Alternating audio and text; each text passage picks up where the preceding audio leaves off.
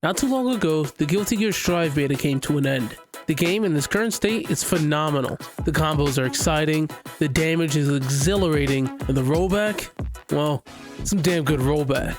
On release, Guilty Gear Strive is looking to be one of the most sold copies of a fighting game in a very long time. The early impressions by players, new and old alike, are all stellar. But there's always a caveat. And even with all this praise, the game can't escape the lobby. I've been frustrated beyond belief from the lobby experience, from seemingly random teleportation to the lame disconnects.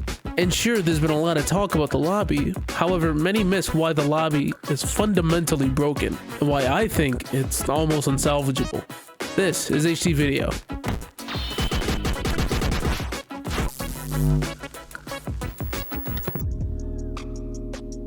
The fighting game lobby is a staging area for any fights that a player would like to participate in. These are often found in casual or unranked settings, however it's not uncommon to find ranked lobbies. Lobbies over the years have become more complex, resembling an actual staging area instead of just boring menus that populate their 7th generation counterparts. They used to literally just be menus, allowing players to match and others to spectate. Unfortunately, these lobbies often never had multiple people playing at the same time, and force other lobby mates to spectate the match. This isn't bad at all, especially from an esports point of view. It helps facilitate online tournaments we know, love, and miss that we've all been able to watch over this pandemic. However, when it comes to casual play, the players should be able to fight each other whenever they feel like it. It's boring to watch my friends endlessly orbital heal each other. I want to orbital heal right now! But now, the lobby experience has come into its own mainstay component, primarily from Arc System Works' due diligence. The lobbies in Guilty Gear Xrd, BlazBlue, Dragon Ball FighterZ, and Granblue Fantasy Versus all generally follow the same lobby design structure. There are designated areas that allow for fights to take place. In Granblue Fantasy Versus, the player is able to fight others in the server on an arcade cabinet. As lore dissonant as it is, it makes for a good system that, in my opinion, is tried and true. When playing online with friends, you can go to an open cabinet and ready yourself for play. Makes it easy for communication with the friends that you'd like to play against. All you have to say is you're on an arcade cabinet and give your relative location. I'm ready at the top right of the room. It's easy to understand and likely not much harder to find.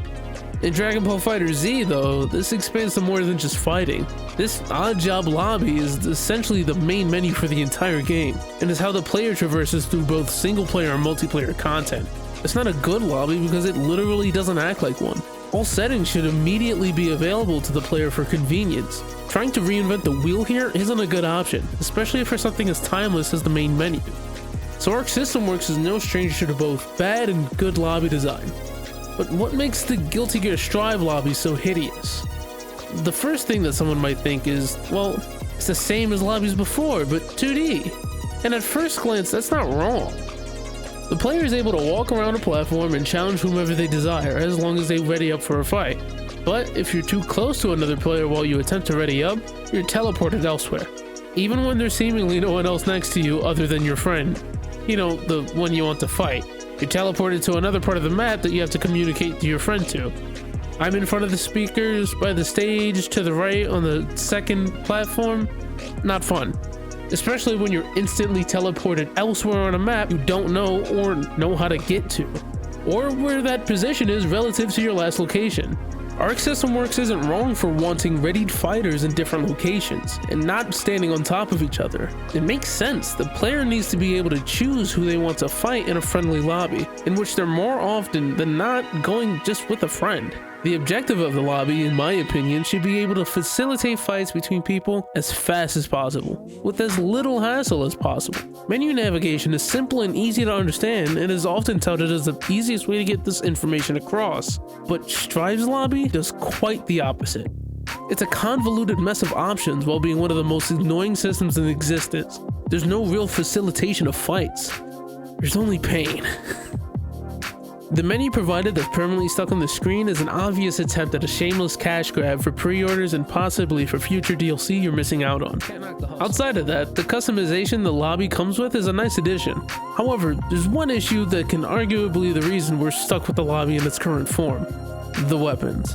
While the weapons seem like a cosmetic change to your character's appearance, they actually act as a tool in order to ready yourself for battle. Players notice your weapon out, and it cognitively translates to, well, they want to fight. Because of this, and their stubborn approach to the lobby system in general, I doubt we're not going to be stuck with the lobby as is.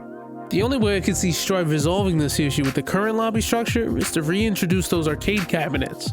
If they spread them across the map, they could theoretically defeat the teleportation issue.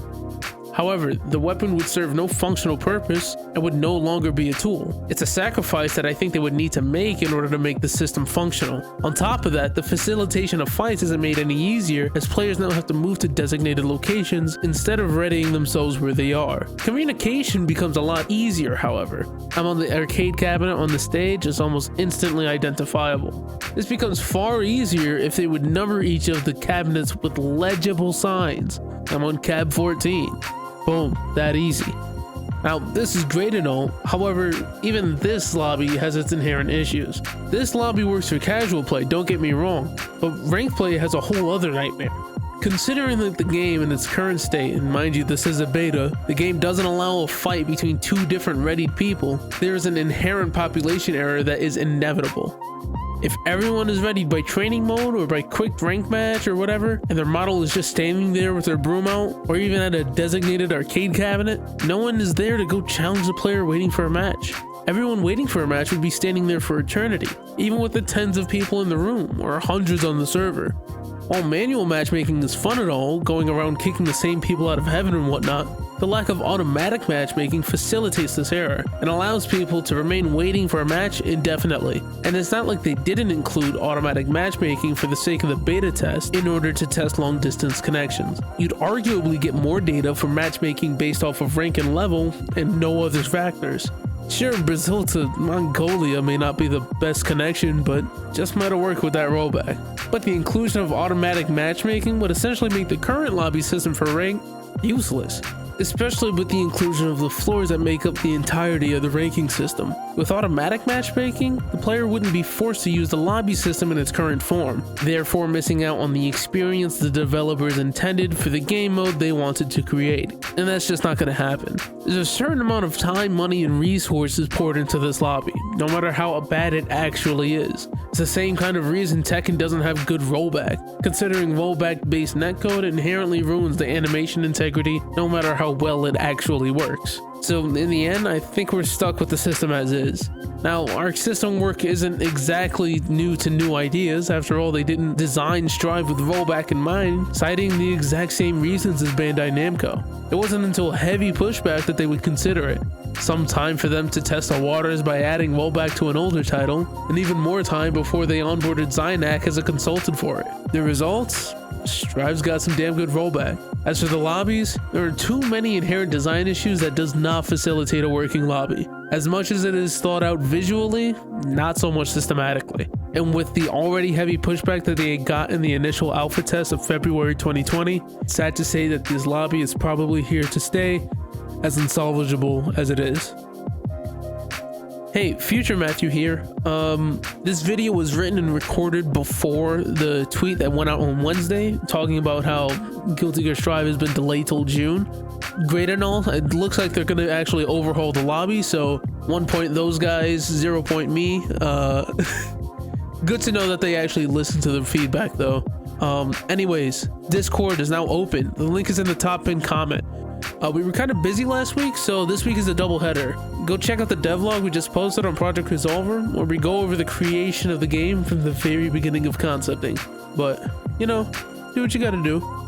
Let me know on Twitter, @HammerDigital, you know. If you like this, subscribe. I'm not even gonna say consider subscribing, just subscribe. Yeah, I told you, now you do it, right? My name is Matthew Hamilton Rue, and I thank you for your time.